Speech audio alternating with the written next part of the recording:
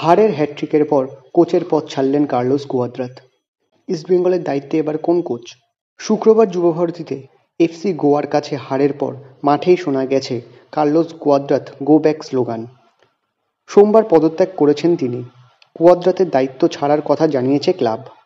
আইএসএলের পরপর ৩ ম্যাচ হারতে হয়েছে ইস্টবেঙ্গলকে।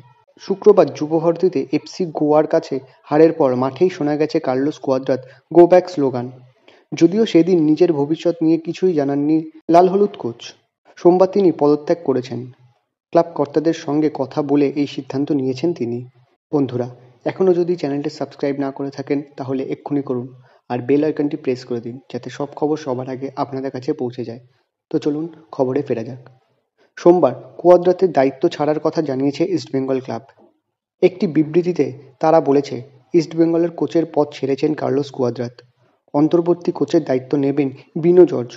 নতুন কোচ ঘোষণা না হওয়া পর্যন্ত তিনিই কোচ থাকবেন। ইস্টবেঙ্গলের যে দল কলকাতা লিগে খেলে সেই দলের কোচ বিনো। তার কোচিংয়ে কলকাতা লিগে অপ্রতিরোধ্য ইস্টবেঙ্গল। একটিও ম্যাচ না হেরে লিগ জেতার পথে এগোচ্ছে তারা। সেই কারণে আপাতত বিনোর উপরেই ভরসা রাখছে ক্লাব। বিবৃতিতে বলা হয়েছে, লাল হলুদ সমর্থকদের কাছে আমাদের অনুরোধ, অন্তর্বর্তী কোচ বিনোকে সমর্থন করুন। গত বছর কুয়াদ্রাতের কোচিংয়েই সুপার কাপ জিতেছিল ইস্টবেঙ্গল। লাল হলুদ সমর্থকদের নয়নের মণি হয়ে উঠেছিলেন তিনি। গতবার ডুরান্ড কাপে রানার্স হয় তারা। কুয়াদ্রাতের অধীনে ক্লাবের এই দুই সাফল্যের কথা মনে করিয়ে দিয়েছে ইস্টবেঙ্গল ক্লাব। তাকে ধন্যবাদ জানিয়েছে। ইস্টবেঙ্গলের দায়িত্ব নেওয়ার পর গত মরশুমে সুপার কাপ ও ডুরান্ড কাপে ভালো ফল করলেও আইএসএলের প্লে অফে দলকে তুলতে পারেননি কুয়াদ্রাত। সেই সময় তিনি জানিয়েছিলেন দলে আরও কিছু ভালো ফুটবলার চান তিনি।